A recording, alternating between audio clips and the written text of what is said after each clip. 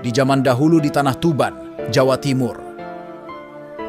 Ketika kerajaan Majapahit sedang mengalami masa-masa sulit, ada seorang anak yang lahir dari keluarga Adipati Tuban, Tumenggung Wilatikta. Namanya adalah Raden Syahid. Masa kecilnya dipenuhi dengan keprihatinan karena ketidakadilan dan penderitaan yang dialami rakyat akibat beban upeti yang semakin berat. Raden Syahid, yang kemudian dikenal sebagai Sunan Kalijaga, memilih jalur yang berbeda dengan mengajukan protes terhadap ketidakpekaan ayahnya terhadap kondisi rakyat. Kisah ini, yang terdokumentasi dalam catatan sejarah dan tradisi, membawa kita merenung tentang perjalanan spiritual Sunan Kalijaga, mulai dari seorang pencuri yang berhati mulia hingga menjadi salah satu wali Songo yang paling dihormati.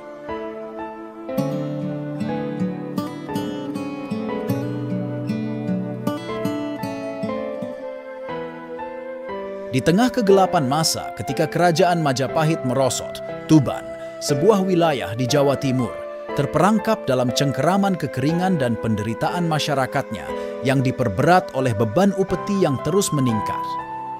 Sekarang, mereka harus menghadapi ancaman kelaparan yang semakin nyata. Raden Syahid, putra Adipati Tuban, merasakan beban itu secara langsung. Mari kita bersama-sama menghadapi penderitaan ini dengan hati yang berat, sambil memelihara semangat kebersamaan dalam kegelapan malam yang melingkupi. Di sebuah kadipaten yang jauh, terdapat seorang pemuda bernama Raden Syahid. Diam-diam, ia melakukan aksi yang luar biasa. Merampok gudang penyimpanan bahan makanan milik kadipaten, tapi bukan untuk keuntungannya sendiri. Sebaliknya, ia menyebarkannya secara rahasia kepada rakyat yang kelaparan. Tindakannya, meskipun berisiko, membawa sinar harapan bagi banyak jiwa yang terdesak. Suatu malam, saat Raden Syahid kembali dari salah satu aksinya, suara tegas meneriakinya dari kegelapan, "Siapa di sana?" Sebelum ia bisa melarikan diri, penjaga kadipaten berhasil menangkapnya. Dibawa ke hadapan Adipati Tumenggung Wilatikta, Raden Syahid dihadapkan pada konsekuensi perbuatannya demi kehormatan keluarga. "Demi kehormatan keluarga, bagaimana kau bisa melakukan ini?" tanya Adipati dengan nada penuh kekecewaan. Namun, dengan mata yang berbinar karena keadilan, Raden Syahid menjawab, "Bagaimana saya bisa berdiam diri, Ramanda, ketika rakyat kita menderita? Apakah kehormatan keluarga lebih penting dari nyawa mereka?" Pertanyaannya meninggalkan Adipati tanpa jawaban. Tindakan Raden Syahid tidak bisa dibiarkan tanpa hukuman. Meskipun dengan hati yang berat, Adipati memutuskan nasib putranya. "Untuk kesalahanmu, engkau harus meninggalkan kadipaten ini," ujar Adipati. Suaranya penuh dengan kesedihan. Diusir dari kadipaten, Raden Syahid berjalan tanpa arah di bawah rembulan. Namun, jiwanya yang berontak dan rasa keadilannya tidak padam, malah semakin berkobar. Dari sinilah perjalanan Raden Syahid yang akan dikenal sebagai Sunan Kalijaga menuju kesadaran spiritual dan pembelaan terhadap kaum tertindas benar-benar dimulai. Terkucil dan tanpa tempat untuk kembali, Raden Syahid merenungkan nasibnya di pinggiran hutan Jatiwangi. Hatinya dipenuhi dengan kebimbangan antara keadilan yang ia dambakan untuk rakyat dan hukuman yang ia terima karena berusaha mewujudkannya. Dalam kesunyian malam, ia bertekad untuk melanjutkan perjuangan meski harus menyimpang dari jalur yang selama ini ia kenal. Dengan keberanian yang baru, Raden Syahid mengubah taktik. Ia mulai menargetkan kafilah-kafilah pedagang kaya yang melintas, merampas kekayaan mereka untuk dibagikan kepada yang membutuhkan. Namanya pun terkenal dengan sebutan Lokajaya, di mana ketika nama ini disebut, orang-orang langsung lari karena saking takutnya. Namun, suatu hari, saat menyusuri tepian hutan Jatiwangi, Raden Syahid melihat sosok tua berjalan sendirian. Itu adalah Sunan Bonang yang kebetulan melintasi hutan tersebut. Terpikat oleh tongkat yang tampak seperti emas di tangan sang lelaki tua, Raden Syahid mendekat dengan niat untuk merampok. Namun, saat ia mendekat, Sunan Bonang dengan tenang menoleh ke arahnya. "Apa yang kau cari, anak muda? Apakah kau tidak tahu bahwa kekayaan sejati bukanlah dari emas atau makanan yang kau rampas?" Kata-kata itu mengguncang Raden Syahid. Untuk sesaat, ia terpaku, menyadari bahwa di depannya bukan hanya seorang tua biasa. "Aku hanya ingin membantu mereka yang lapar, yang mulia," jawab Raden Syahid dengan ragu. Sunan Bonang tersenyum melihat ke dalam hati Raden Syahid yang penuh dengan kebingungan dan keinginan untuk berbuat baik. "Jalan yang kau pilih penuh dengan kesesatan, meskipun niat memulia kebenaran dan keadilan tidak dapat dicapai dengan cara yang salah," ujar Sunan Bonang dengan lembut. Pertemuan itu menjadi titik balik bagi Raden Syahid. Di bawah langit yang cerah, ia memutuskan untuk menyerahkan dirinya kepada pembelajaran yang lebih tinggi.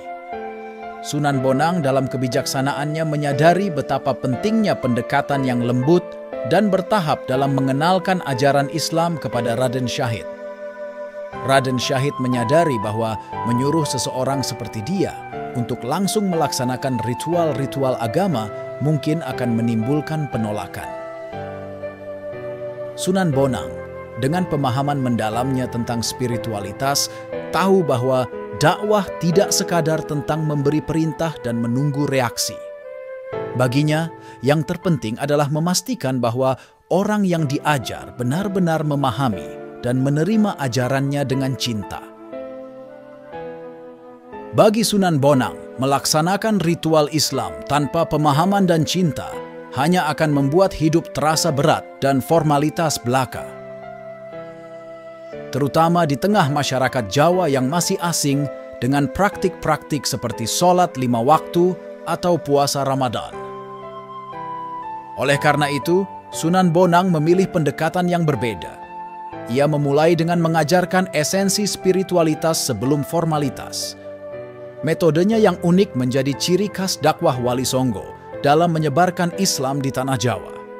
Sunan Bonang paham bahwa agama harus diadaptasi dengan kebudayaan setempat.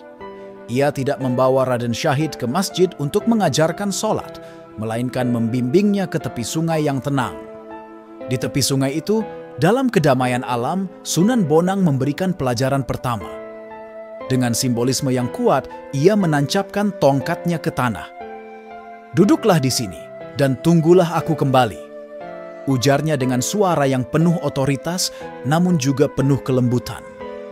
Pesan itu tidak hanya tentang menunggu, tapi juga tentang proses belajar, kesabaran, ketenangan, dan introspeksi diri. Itulah langkah pertama Raden Syahid dalam perjalanannya menjadi seorang wali yang sesungguhnya.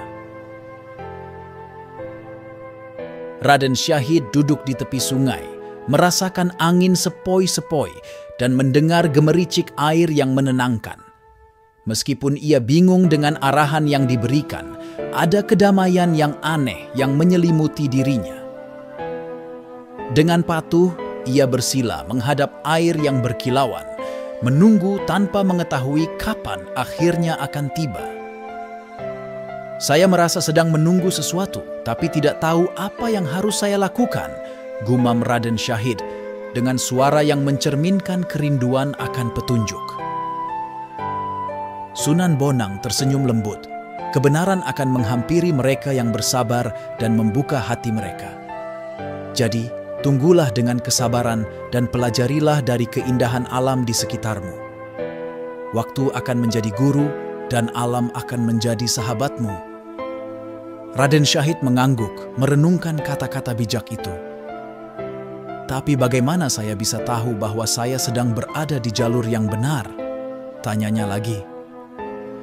Sunan Bonang menepuk pelan bahu Raden Syahid. "Ingatlah, ini bukan hanya tentang menunggu. Ini adalah tentang memahami dirimu sendiri, melatih kesabaran, dan memperkuat ikatanmu dengan Tuhan saat aku tidak hadir. Perhatikanlah bagaimana alam bekerja, renungkan asal-usul kehidupan, dan temukan kebenaran sejati di sana. Hari-hari berlalu dan Raden Syahid merenung dalam ketenangan, membiarkan alam menjadi gurunya dan hatinya terbuka untuk menerima petunjuk dari Yang Maha Kuasa. Raden Syahid masih duduk di tepi sungai, menikmati keindahan alam sambil merenung dalam keheningan. Di sana, dia mulai menyadari bahwa di balik kesederhanaan dan ketenangan, tersimpanlah pelajaran hidup yang tak tergantikan, jauh dari gemerlap kekayaan atau kekuasaan. Berada di perbatasan antara dua dunia, daratan dan air, dia tenggelam dalam alunan suara hewan-hewan dan rimbunnya tumbuhan yang disapu angin. Dari jeritan rusa yang bertarung dengan harimau, hingga suara kecubung ikan yang naik ke permukaan air, dan aroma segar rumput yang mulai tumbuh, alam dengan segala elemennya menjadi mentornya, mengajarkan tentang siklus kehidupan dan keterhubungan semua makhluk. Semakin lama, Raden Syahid semakin sadar bahwa alam tak hanya berkisah tentang manusia, hewan, tumbuhan, bahkan benda mati seperti batu dan air. Semuanya memiliki peran penting dan saling membutuhkan. Tidak ada yang boleh terpinggirkan, karena kebijaksanaan alam mengatur segalanya. Dari pengajaran ini, Sunan Bonang membentuk dasar yang kokoh bagi perjalanan spiritual Raden Syahid. Dia belajar bahwa spiritualitas bukan hanya tentang menjalankan ritual tanpa makna, melainkan membangun hubungan yang mendalam dengan Sang Pencipta dan seluruh ciptaannya, dari yang hidup hingga yang tak bernyawa. Tongkat yang tertanam di tepi sungai dipasang oleh Sunan Bonang bukan hanya menjadi simbol kesabaran dan penantian, melainkan juga penanda awal dari perjalanan spiritual Raden Syahid. Seperti tongkat itu yang teguh berdiri menanti waktu berbuah, begitu pula Raden Syahid yang berakar dalam tradisi spiritual akan tumbuh menjadi salah satu penyebar Islam terbesar di tanah Jawa. Hari berganti malam, musim berganti musim, dan dalam keheningan senja, Raden Syahid tenggelam dalam meditasi yang mendalam. Tubuhnya diliputi oleh keramahan alam sekitar. Akar pohon merambat lembut, menyelimutinya seperti selimut alami, membuatnya menyatu dengan kehidupan sekitarnya. Orang-orang yang melintas di tepi sungai terheran melihatnya, tetapi tak ada yang berani mengganggu kedamaian yang terpancar dari sosoknya.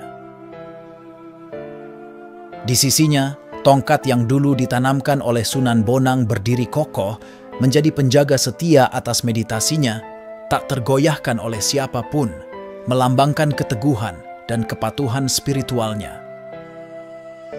3 tahun berlalu, hingga suatu hari Sunan Bonang kembali ke tempat itu, membimbingnya dengan kearifan yang mendalam. Dengan suara azan yang merdu, Sunan Bonang memecah keheningan, membangunkan Raden Syahid dari meditasinya. Mata Raden Syahid terbuka, memandang dunia dengan pandangan yang baru. Dengan azan yang masih bergema di telinganya, ia merasakan kehadiran spiritual yang menggetarkan hatinya. "Inilah saatnya, Raden Syahid," ujar Sunan Bonang dengan lembut. "Kamu telah menunjukkan kesetiaan dan keteguhan hati yang luar biasa. Sekarang waktunya bagi kamu untuk memperdalam ilmu agama Islam secara lebih formal, mempersiapkan diri untuk peran baru yang akan kamu emban." Dengan bimbingan intensif dari Sunan Bonang, Raden Syahid memasuki babak baru dalam perjalanan spiritualnya. Sunan Kalijaga memulai perjalanannya sebagai seorang penyebar agama Islam yang dipenuhi kebijaksanaan dan pengalaman spiritual yang mendalam. Dalam usahanya menyebarkan ajaran Islam, dia mengembangkan metode dakwah yang sangat unik. Dia memilih pendekatan lembut, menggabungkan nilai-nilai Islam ke dalam tradisi lokal.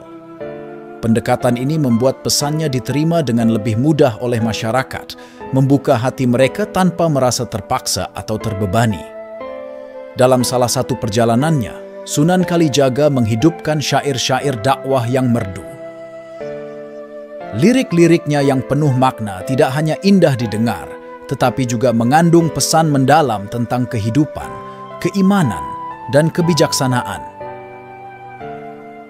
Keindahan syair-syair ini menarik perhatian banyak orang, termasuk Cakrajaya, seorang perampok yang terkenal kejam dan ditakuti.